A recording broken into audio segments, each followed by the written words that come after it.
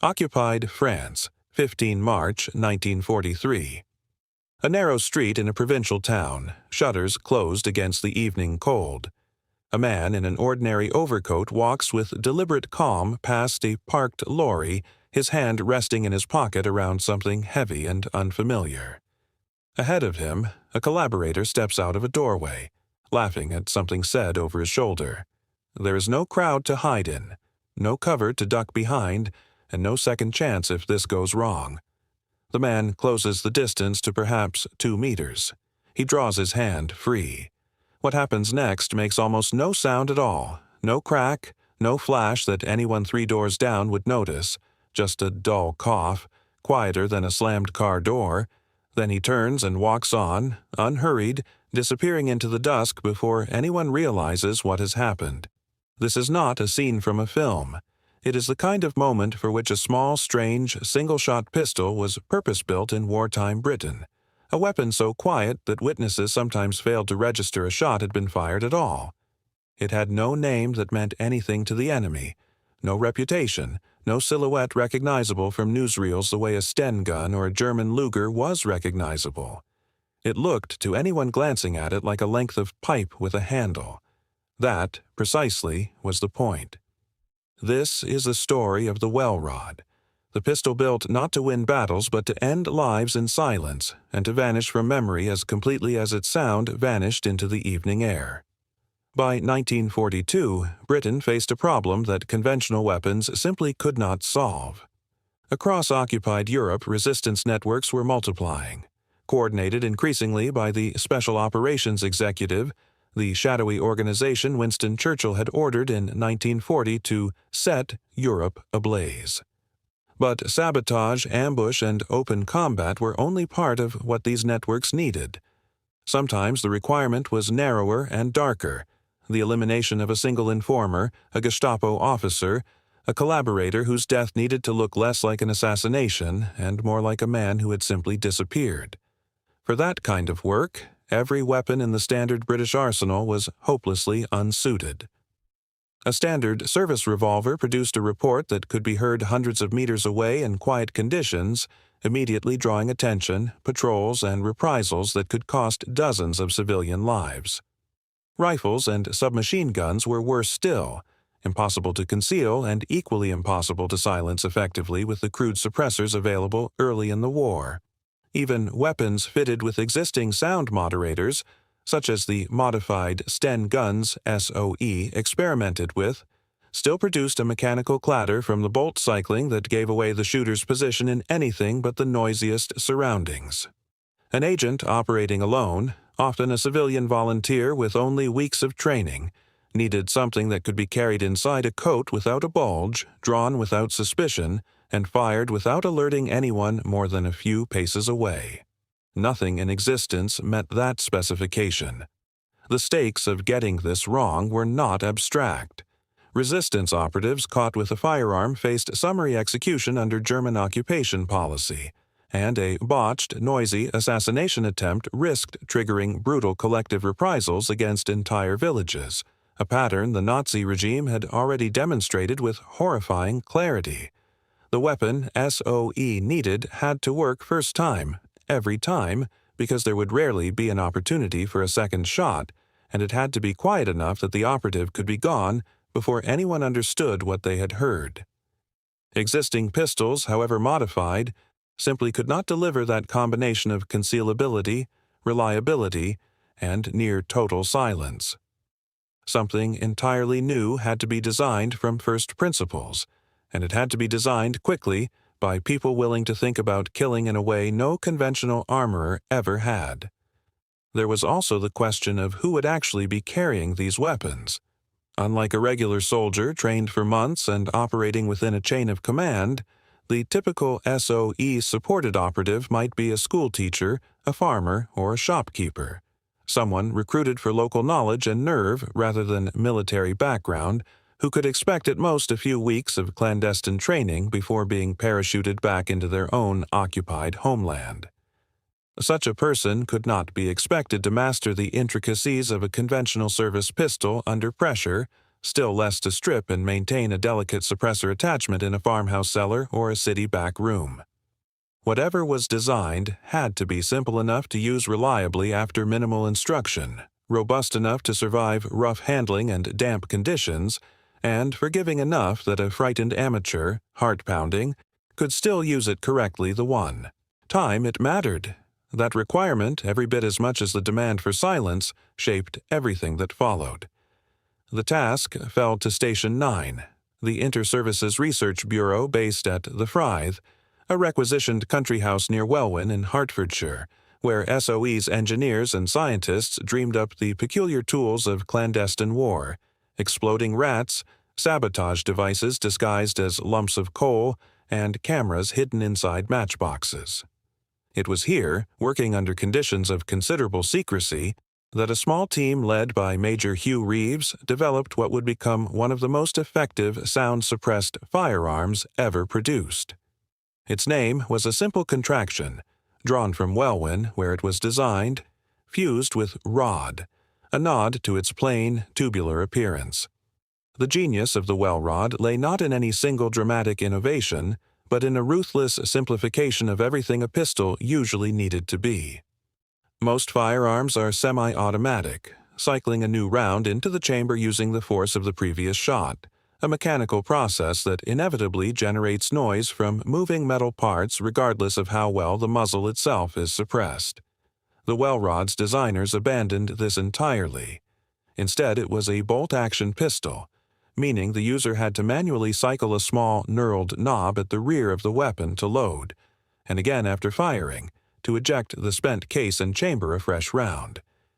This was slower than any automatic pistol, certainly, but it eliminated almost every source of mechanical noise beyond the shot itself, since there was no slide slamming forward, no ejection port, clattering, nothing but a deliberate, silent hand movement performed entirely at the user's own pace.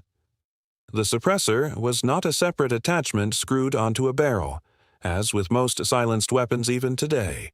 It was integral to the design, built directly into the weapon's long, cylindrical body, which is precisely why the Welrod resembled a section of metal pipe rather than anything a soldier would recognize as a firearm. Inside that tube sat a series of rubber baffles, or wipes, through which the bullet had to pass, each one squeezing tightly around the projectile to trap and slow the expanding gases behind it before they could escape and generate the sharp crack associated with gunfire. Combined with a subsonic round, most commonly a .32 caliber cartridge, though a 9mm version was also produced, this reduced the report to something genuinely startling in its quietness, often described by those who used it as no louder than a book being dropped onto a table, or a single sharp hand clap in an enclosed room. It was not utterly silent. No firearm truly is, but at a distance of even a few meters in an ordinary street, it could pass entirely unnoticed. Perhaps the most striking design decision was the magazine itself, which doubled as the pistol's grip. Rather than a conventional handle molded into the weapon's frame, the Welrod's ammunition magazine slid directly into the base of the body and served as the only thing resembling a handhold, giving the entire weapon an almost featureless, deliberately unrecognizable profile when disassembled or glimpsed in poor light. The whole pistol measured around 31 centimeters in length and weighed a little under a kilogram unloaded, light enough to carry concealed in a coat pocket, a handbag, or strapped beneath clothing, and unremarkable enough in outline to survive a casual search by an inattentive guard. There was a deliberate cruelty in the weapon's simplicity that only becomes apparent when you consider the user's experience of firing it.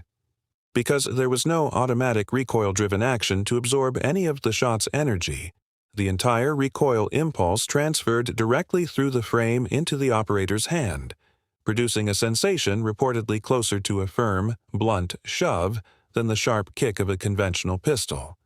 Sights, where fitted at all, were rudimentary, little more than a shallow notch and a small blade, because the weapon was never intended for use at any distance beyond a few meters. This was, in every sense, an intimate weapon, designed for a shot delivered close enough to see an expression change, and its designers accepted that trade-off without apology, because the entire premise of the Welrod's existence rested on getting near enough to a target that accuracy at range simply did not matter. Manufacture took place partly at the Birmingham Small Arms Company and through other contracted engineering workshops operating under conditions of strict compartmentalized secrecy, with components often produced separately so that no single workshop understood the complete purpose of what it was building. A worker machining a length of steel tubing or turning a small knurled bolt handle had no obvious way of knowing that the parts passing through their hands would eventually be assembled into an assassin's pistol. This fragmentation of the manufacturing process was itself a form of operational security, ensuring that even a careless conversation in a factory canteen could give away nothing of real value. Exact production figures remain uncertain even now, since so many records connected to SOE's clandestine weapons program were destroyed or never formally logged, but historians generally estimate that somewhere between 2,000 and 14,000 examples were manufactured across the war and its immediate aftermath, a wide range that itself says something about how carefully this particular weapon's history was obscured. Documented accounts of the Welrod's actual battlefield use are, by the nature of the operations it served, frustratingly sparse. SOE agents and resistance fighters across occupied France, Norway, and the Netherlands are known to have been issued the weapon for what the organization's own paperwork euphemistically termed close removal work, though surviving operational reports rarely specify individual incidents in detail, for obvious reasons of secrecy at the time and destruction of files afterwards. What does survive suggests a weapon used sparingly and with purpose, reserved for situations where a single, deniable shot against a specific individual, an informer, a particularly dangerous collaborator, an isolated sentry guarding a target for sabotage, mattered more than raw firepower ever could. The psychological effect on occupying forces, where the weapon's use can be inferred from circumstantial accounts, appears to have been considerable precisely because of the uncertainty it created. A death that could not be traced to a gunshot heard by neighbors, that left no clear ballistic drama for investigators to seize upon, bred exactly the kind of paranoia SOE hoped to cultivate among collaborators, the sense that anyone, anywhere, might be an operative and that no precaution was entirely sufficient. German security services, accustomed to investigating sabotage through the obvious signatures of explosives or gunfire, found themselves confronting deaths that resisted easy categorization, incidents that could be dismissed as accidents, suicides or unexplained collapses until a pattern, if one ever emerged at all, became impossible to ignore. Some historians have suggested the weapon saw continued clandestine use well beyond 1945, with credible though unconfirmed claims linking Welrod pistols to intelligence operations into the 1970s, a testament to how effectively the original design solved the problem it was built for. British Special Forces are known to have retained variants of the weapon long after the war's end, and its influence persisted even as the specific pistols themselves were gradually retired, replaced by later designs that nonetheless borrowed heavily from the same fundamental philosophy of manual cycling and integral suppression. What remains frustratingly absent, and probably always will, is anything resembling a complete operational log, a tally of exactly how many times this particular weapon was drawn in anger, against whom, and with what result. That absence is not an oversight. It is the direct consequence of a weapons program built, from its very conception, around the principle that the best operation is one that leaves no trace at all. If you are finding this interesting so far, a quick subscribe genuinely helps this channel keep making films like it.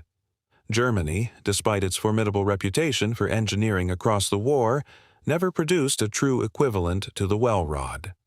German suppressed pistols, such as modified Walther and Sauer models fitted with detachable sound moderators, remained semi-automatic designs, meaning they retained the mechanical noise of a cycling action that the Welrod's bolt system eliminated entirely. These weapons were also generally intended for conventional military reconnaissance and sentry removal roles rather than the specific deniable, civilian-adjacent assassination work SOE had in mind, reflecting a fundamentally different doctrine of clandestine operations. The American Office of Strategic Services, Britain's wartime intelligence counterpart across the Atlantic, developed its own suppressed pistol, the high-standard HDM, based on a modified .22 caliber target pistol fitted with an integral suppressor. It was compact and reasonably quiet, but its smaller caliber round carried noticeably less stopping power than the Welrod's .32 or 9 mm options, making a clean, immediately lethal shot considerably less certain. Where the American weapon prioritized concealment above all else, the Welrod's designers had judged, correctly, that a silent weapon which failed to reliably kill its target was worse than useless, since a wounded or alerted victim could raise an alarm just as effectively as a loud gunshot. The Welrod's combination of genuine stopping and near-total suppression, achieved through its integral baffle system and bolt-action cycling, had no true rival among any of the belligerent powers, a fact reflected in its continued use by British and Allied special forces long after most other wartime small arms had been retired to museum cabinets. Even the Soviet Union, whose wartime and Cold War-era weapons programs produced their own family of specialist suppressed pistols, did not field a genuinely comparable design until years after the Welrod had already proven the concept in the field. When later Soviet engineers did pursue integrally suppressed handguns of their own, they arrived independently at strikingly similar solutions: manual cycling, subsonic ammunition, an unassuming external profile, a convergence that speaks less to direct copying than to the fact that Reeves and his team at Station 9 had, in wartime conditions and with limited resources, essentially solved the underlying engineering problem correctly the first time. Assessing the Welrod's true historical impact means confronting an uncomfortable truth about this kind of weapon. Its value was never really about the number of people it killed, which by any measure was small compared with the machinery of conventional warfare grinding across Europe. Its significance lies instead in what it made possible: a category of operation, quiet, deniable, precisely targeted, that simply had no other tool capable of executing it. It gave SOE and resistance networks an option between doing nothing and doing something loud and catastrophic, and in doing so, it shaped how clandestine warfare would be conducted for decades afterwards. The bolt-action, integrally suppressed pistol concept the Welrod pioneered directly influenced Cold War-era intelligence weapons, and design lineages tracing back to its principles can be found in suppressed pistols developed for Western Special Forces units well into the latter half of the 20th century. Surviving examples are held today in the collections of the Imperial War Museum in London and the Royal Armouries in Leeds, where visitors can see, up close, just how deceptively unremarkable this quietly devastating piece of engineering actually looks. Return for a moment to that street in occupied France, to the man in the ordinary overcoat walking away into the dusk. No alarm sounded, no search party formed at the sound of gunfire, because there had been no sound of gunfire, not in any way a passer-by would recognize as such. That single engineered silence was the entire point of everything Station 9 had built at the Frythe. A weapon designed not around the mechanics of killing but around the mechanics of not being noticed while doing it. What the Welrod achieved was not a battle won or a campaign turned. It was smaller and stranger than that, and in some ways more unsettling, a demonstration that war could be waged not through overwhelming force but through the calculated removal of a single obstacle, silently, deniably, and without ceremony. It solved a problem no other weapon of its era could solve, not through brute engineering but through a kind of ruthless restraint, stripping away everything a pistol usually needed to be until only the essential function remained. No automatic action, no unnecessary noise, no profile that announced itself as a weapon at all, just a length of ordinary-looking metal tube, a hand steady enough to use it, and a silence more effective than any explosion. Hundreds, perhaps thousands, of these pistols were built in conditions of total secrecy, issued to people whose names in many cases have never been recorded, deployed in operations that official files still refuse to fully disclose. Most of what we know comes from fragments, surviving weapons in glass display cases, scattered mentions in declassified files, the testimony of the few operatives who ever spoke about what they carried. The rest, deliberately, was never written down at all. That, in the end, is the Welrod's true legacy. Not a weapon remembered for the noise it made, but for the noise it refused to make.